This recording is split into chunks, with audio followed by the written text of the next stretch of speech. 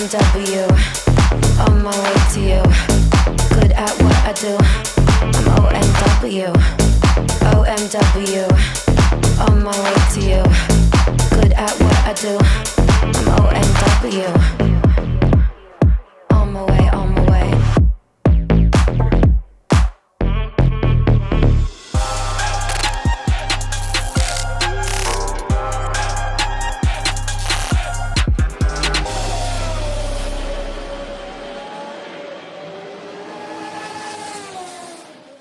So when it comes to sim racing wheels, what exactly are your options? If you want to get something like a GT racing wheel or a Formula racing steering wheel, what exactly are your options? Well, first you can buy a ready-made wheel from a larger brand like Fanatec or other brands. Depends also on what exactly is your wheelbase and such. So for example, Fanatec has GT style wheels like the McLaren wheel, as well as Formula style wheel. So you can just go down that route and buy something that's made for your wheelbase, if you know what I mean. So that's option one. That's the I think the most straightforward one. Option two is buy a custom made wheel from one of the guys in the industry and in the community.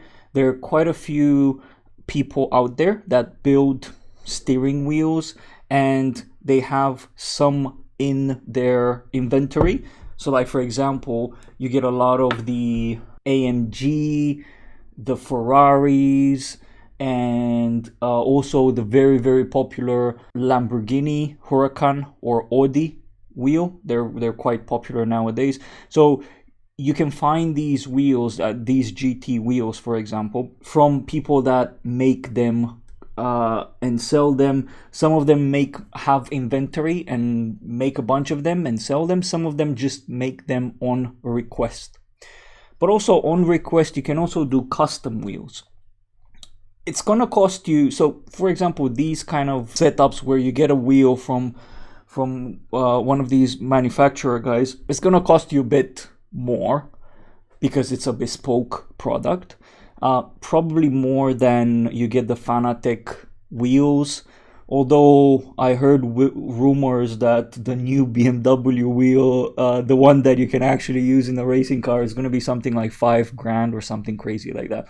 But yeah, usually they're more expensive because they're one-off. They're made by an individual or two, usually in their workshop. So yeah, they're gonna the labor and all of this stuff is gonna cost more. The third option is to basically build your own wheel as the third option. And even with building your own wheel, you have some few other further options in there. So one, you can start from scratch and actually design the wheel. If you're good at CAD and other 3D tools, you can potentially build your own 3D parts of the wheel and put it together if that's something that you're interested in. Then afterwards print them, buy all the parts, and assemble the wheel. That's option one. Option two is, if you don't want to deal with any of that, you don't want to deal with the 3D files, you don't want to deal with figuring out what parts you want, but you want something cheaper than a ready-made built wheel, then there are few people in the community that actually create kits. And this is what this was. So kits are basically, you buy the product disassembled, to put it like that. So the provider will give you all of the 3D parts, all of the buttons, the wires, everything you need in order to put the wheel together. And that option is usually a lot cheaper. Why? Because manual labor is usually what costs the most with these wheels, not the parts and such, but the manual labor. And this is what I want to talk to you about today, is building your own sim racing wheel. The reason why I did this, the reason why I decided to go with building my own, wasn't really because I wanted to save money, although that's an added benefit, but mainly because this specific wheel here, the Porsche GT3R version 2, this specific wheel, it's not very popular, so it's not like the Lamborghini one where you can find it to a lot of providers, do replicas of it and such. This, I couldn't find option where this was built and ready to ship for me, or that someone will build it and ship it to me. And all the quotes that I got for someone to build me the wheel, one would have taken 6 months to build because they had already a lot of other products to build. Two would have been crazy expensive. So because I wanted this wheel quite fast, and because I didn't want it to pay crazy amounts of money, I decided to build it my own. And again, I went with the latter option when it comes to building, which was to assemble it myself, to get the kit from someone and assemble it. I got the kit from someone called the French Simracer, and I'll put the links in the description of the video. He didn't have this specific wheel in his inventory, to put it like that, in terms of designs and such. So I provided the actual designs, the 3D file designs from Cults 3D, I think is called the website. I'll put a link to the 3D files as well. I provided him with the files, and I asked him to if he can make me the wheel. Now, I've actually asked a few people that were doing kits. The French Simracer was the one that was the most responsive, made it super quick and sent it to me like fast. So I think the whole thing was like 2 weeks or so, which in this industry is quite quick, to put it like that. I didn't spend too much time waiting for this wheel to get done and such. Now, the other thing is, he usually does carbon plates or full 3D printed wheels. This one is a 3D printed, full 3D printed wheel. And I know some people frown when they hear that, but this specific wheel has the front plate and the sides into basically one single piece. So when this is 3D printed, the front and the sides all the way across of this plate are printed in one go, so it's one single piece, and that adds significantly to the resistance, to the strength of the wheel. There wasn't actually no option for, at least with these files, with these 3D files, there was no option for him to do a carbon plate, because he would have had to redesign the wheel for print, if you know what I mean, because the design was so that the front and the sides are printed in one go. Then we decided to do it 3D. Now, one thing that I would say is this wheel is very sturdy right now. It's solid material, and it's very sturdy. So I don't have anything against this being 3D printed, because it has absolutely zero flex whatsoever. Now, in terms of the pricing, so he provided me with everything. So initially we were discussing about just 3D printing and me getting the parts, all of the other parts, but eventually we came to an agreement for him to figure out all of the parts and send me all of the parts. Given that he already knew all of it, I had no idea what kind of buttons, what kind of rotary encoders I should buy and such. So I said, okay, give me a quote for absolutely everything, the whole kit. So the whole kit, Arduino board, wires, buttons, rotaries, 3D prints, all of it, including the coil piece, like the coil cable, and and the aviator connector here. It was around 240 euros, including shipping to UK. He's in France, so yeah, a pretty decent price for so many parts and so many products, to put it like that, in this kit. In terms of, now we get into the assembly part. In terms of the assembly part, it took around probably 30 hours, 25 to 30 hours in total overall, the whole thing. It's not fast, so it's not like you assemble it in 2-3 hours and that's it. There's actually a lot of steps in it, and that's what I'm gonna go through next. So number one step that we took was to wrap everything. So as I mentioned, the parts came in black plastic, hardened plastic, pretty good quality plastic. Now the one thing that I liked that he did was to basically put everything in assemble. So everything came assemble with the screws not super tightened up. What that meant was that I actually saw how to put things together. So all the screws, all the pieces in place. So then when I took it apart, I already learned how to put it together, if you know what I mean. So that's, I think more people should do that make kits. Just send it almost assembled, partially or fully assembled, with the screws a bit loose, not tightened up, so that whoever builds it gets an understanding of how things are. Now, the kit also, mind you, the kit also comes with instructions on how to assemble everything, but that was a nice touch because I had a pretty good understanding of how the wheel structurally is. We had to wrap it.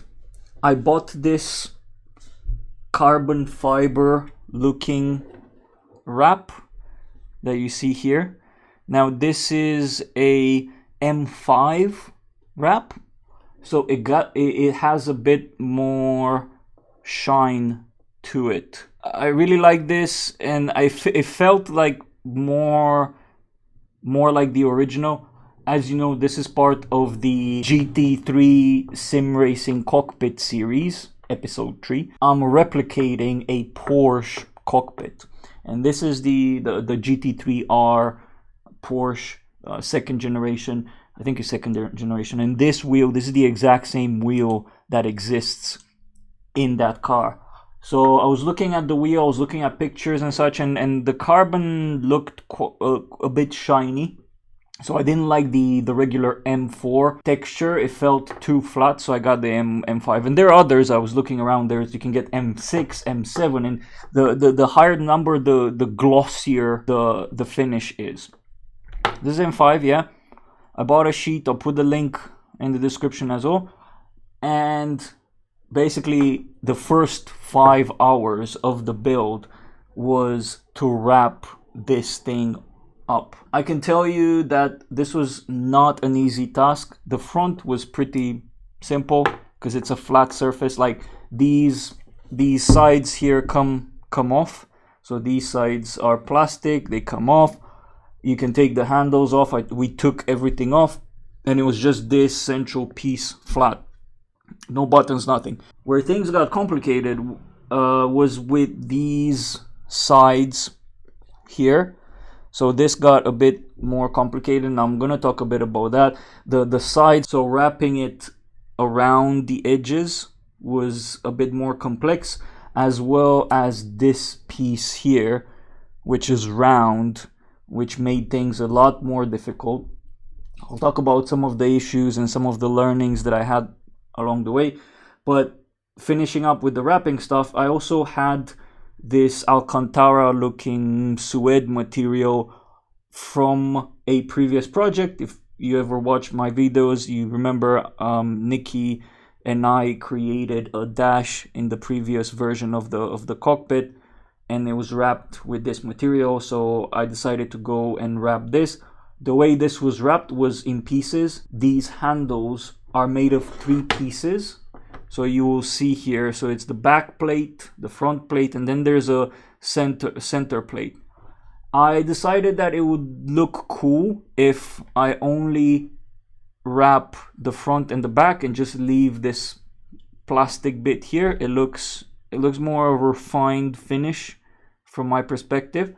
The reason why they're made of 3 pieces is because, as you probably can see, there's rotary encoders on the sides here.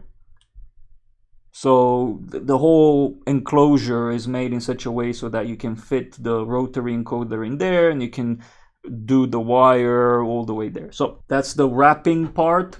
Again, it took around 5 hours or so for us to get our head around, wrap our head around the wrapping situation. I've never wrapped anything properly like this before. So this is like the first job that I've done like this.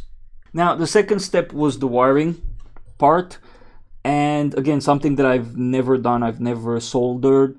We sat down, we soldered.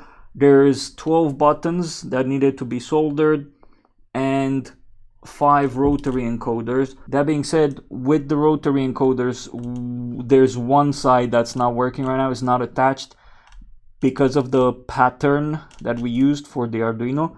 So we soldered everything and then hook it up to the Arduino board. The whole operation probably took around 5 hours or more. Then the third step was, after putting the electronics together, was to connect it to the Arduino board. This has a Arduino Micro Pro, if I'm not mistaken. I had to learn quite a bit about Arduino as well and how they work. I've never actually done any Arduino project, shamefully, to be honest, as a ex-software engineer. We found a tutorial with putting together buttons. It was for, I think it was for a button box or something like that. I'll link to that tutorial as well, which was with a specific grid pattern. So I had to program the whole thing afterwards and upload the scheme, the Arduino scheme, to the Arduino board so that it's used as an input device. Had to test it a few times. We had some few issues that I'm gonna talk about along the way, but afterwards testing it without closing the whole thing up, because otherwise, if there were some issues with soldering or with the Arduino board or the program attachments and things like that, you'll find it a bit annoying to have to take everything apart and try to figure out. So before closing it up on the back here, we've tested it to make sure that everything works just fine. This cable was attached, the USB, the coiled one.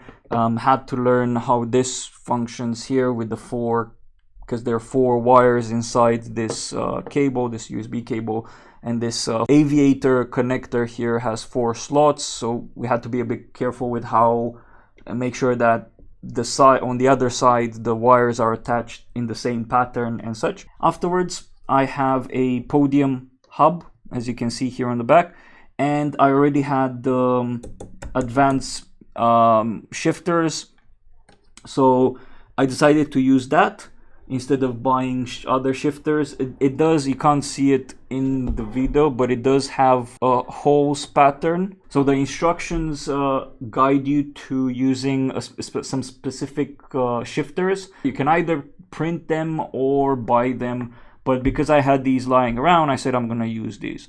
Now, one thing that's a bit peculiar to me is I'm not used to shifters this far away anymore. The shifters on my red Alcantara wheel are super close, so they're like around here.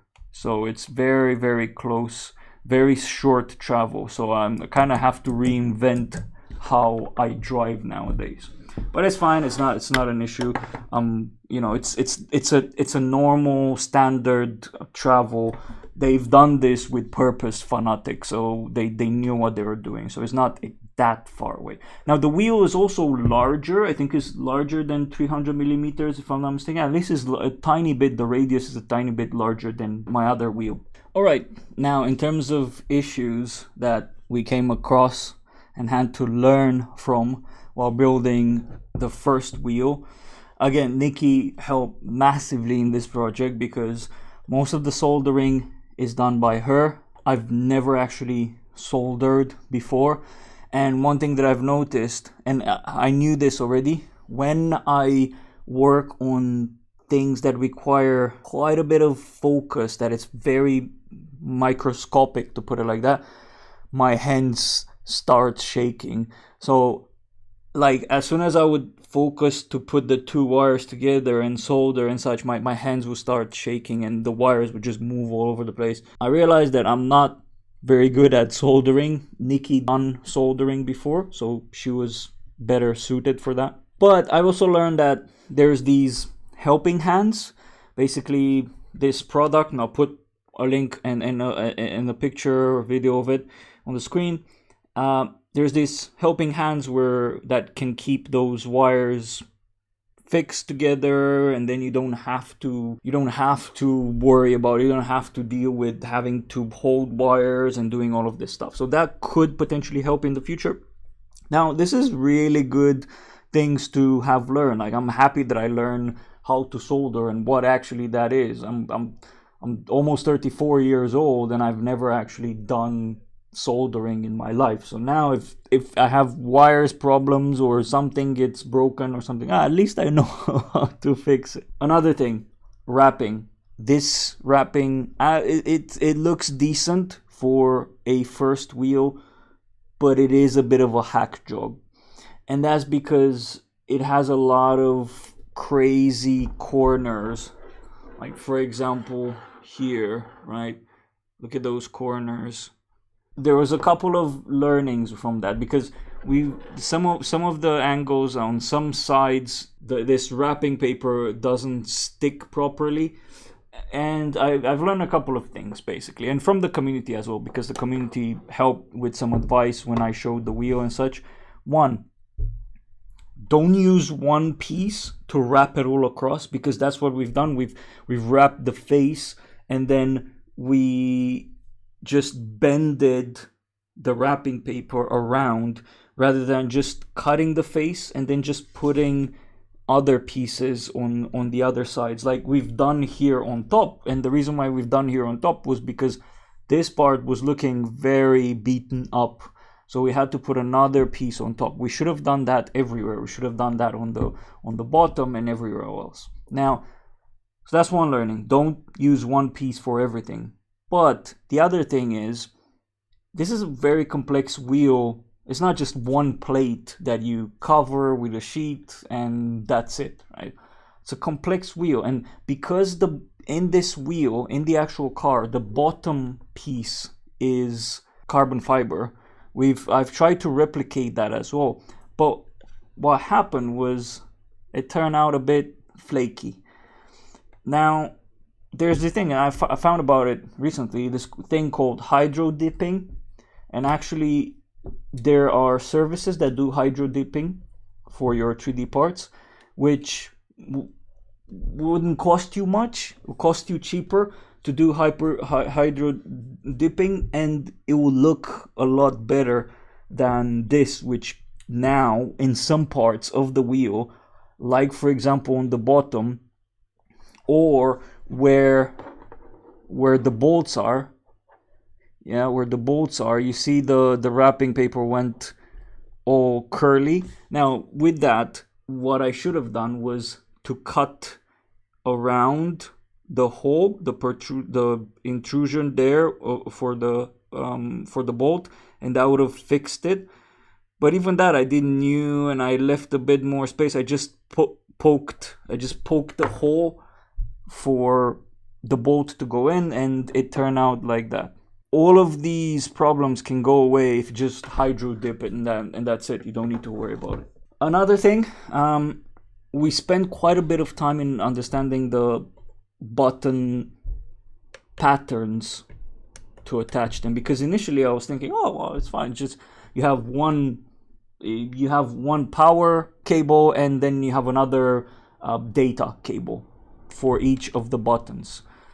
And then I quickly realized, well, that Arduino microboard is tiny. You have 12 buttons, 12 inputs on buttons, and then you have 5 rotaries which have two-way plus a click. Now we've not even assembled the click. So I think one important thing is to really understand what exactly you need for the project, because if you have these many inputs, you might not be able to use a certain type of Arduino board for your project if you have a ton of inputs.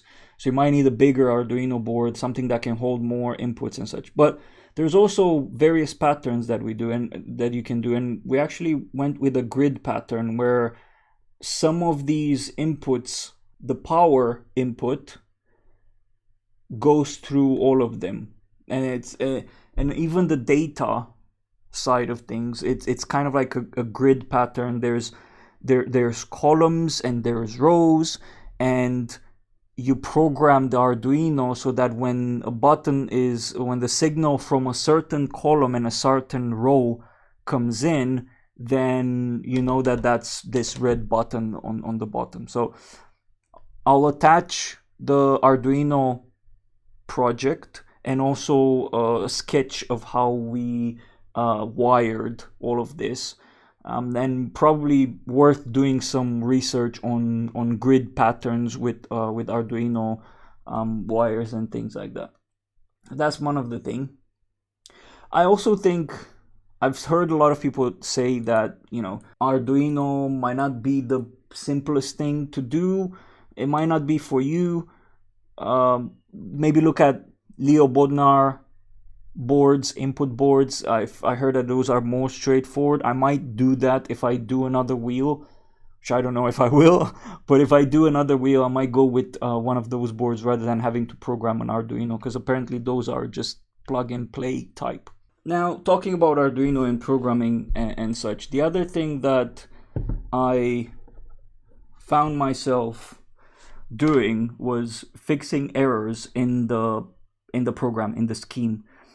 Because so we follow this tutorial with kind of like pattern grid wiring for a button box, and it came with a script, with a program. Now that program was for X number of buttons and 2 rotary encoders and 2 analog encoders or something like that. So I had to modify that to add more rotary encoders and remove the analog inputs from the file. Now, when I've done that, because it wasn't made for, it was just made for you to add, subtract numbers, like for example, add one more analog input or remove one of the analog inputs. I started removing pieces of code from there, and I started getting, immediately when I was trying to run the code, to test the code, I started getting into errors because I removed code that I shouldn't. So yeah, one of the learnings on that is when you modify code, pre-made code like that, just try to understand what is it that it does and what some of those functions are, because otherwise you're like me, you risk removing code that you shouldn't. Now, one thing that we've struggled for a couple of days, which was a bit annoying, was this aviator connector. The soldering was done in rush, which caused a few issues, but also when I cut the wires inside here, those 4 wires that come out of this USB, I've accidentally sliced one of the wires, and I didn't notice it because it was such a tiny cut. I had not noticed that I cut that. So then we struggled to figure out what's going on, because I was plugging this into USB.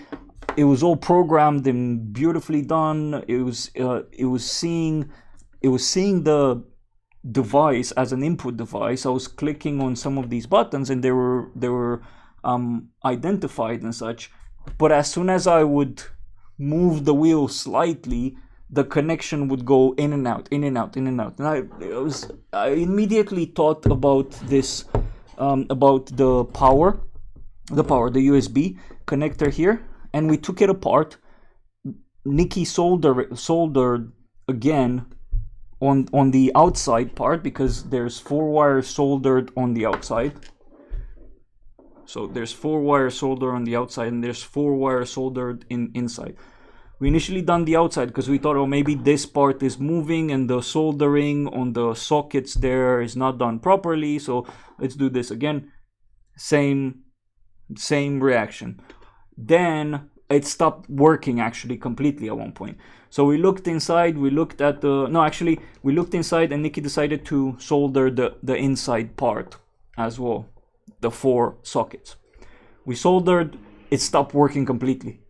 And then we realized, Nikki saw, oh, damn, there's a wire that's cut. So that's what's not working. So it was just a slice on one of the wires. So yeah, for next time, I know that we need to be very careful with how you take the plastic, the rubber off the wires and make sure that you don't cut the wires randomly. Okay, and I think the last thing that I would say is the inputs themselves, the products, the buttons, the rotary encoders. To me, they feel not that good. So they feel a bit cheap. I have another wheel, I have worked with other wheels with button boxes, and I have a certain click that I enjoy. These feel not that quality, not that very tactile click. The same with the rotary encoders. These specific rotary encoders are very light to push. Look, like you can probably blow and they would move, which again I don't really like, I don't really enjoy. I would like more tactile ones. In the other wheel I have, like, you need to properly move the thing, the rotary, so that it moves. These make it a bit different. On the other wheel I can just, I know I'm on 3 traction and I just snap 1 step and I'm on 2. With these I need to look at the dash to really know that I've changed them, if you know what I mean. So I think one lesson that I've learned from this is kind of like making sure that if you go with a kit like this, you ask for specific parts, right? Like if you know that there's a button that you like on the other wheel that you have, find out what kind of buttons that wheel uses, find out what kind of rotaries it uses. So when you do ask someone for a kit, or if you just decide to buy the parts yourself, you know what to go for. Because these, I don't like them that much. And again, it's not the French Simracer's fault. He put the pieces that he thought fit and well in this project, right? And again, this doesn't necessarily mean that everyone will dislike this type of clicks. It's just me, my personal opinion. So yeah, on the next project I will definitely try to get all of the inputs that feel good to me. In total, I think I spent 2 hours. I've used it last evening for the first time properly. I was in a 1 hour race and I had quali and practice. So overall I think it had 2 hours of usage. I'm really enjoying it. It feels a lot more solid than my other wheel. Although it's plastic and the other wheel has a carbon plate, it feels a lot more robust. Probably because it has a lot of internals and it's bigger. And I like that kind of feeling in the wheel. So I've used it for 2 hours. It seems okay. Yeah, I was a bit concerned about these wraps because there's some pieces in here that were patched. It seemed that it didn't come off, so I'm really happy with the result. It's a fully functional wheel. It's working really nicely. It's rewarding to be able to use something that you build. Yeah, sure, I'm not 100% happy with the wrapping and such. Who knows? Maybe at one point I might just take it apart and send it to hydro dipping. For now, it's fine. But I feel very proud to have done this with Nikki. She helped me a lot for us to build a wheel that I'm now using. Yeah, once I add the stickers, because I have to add, I have some stickers, like there's some stickers from the rotaries and then stickers on top of the buttons. Once I have the stickers, it will definitely pop a lot more as well and increase the eye candy, as I usually say, of the wheel. And I might also wrap these across just to protect this Alcantara like. You're gonna see this wheel a lot more in my next videos. This is a essential piece of my GT3R Porsche cockpit. And yeah, I'm happy that my rig is progressing where I needed to get. If you have any questions, I'll put all the links in the description for everything that I've talked about. If you have any questions, put them in the comment. And yeah, let me know what other videos you want me to make. So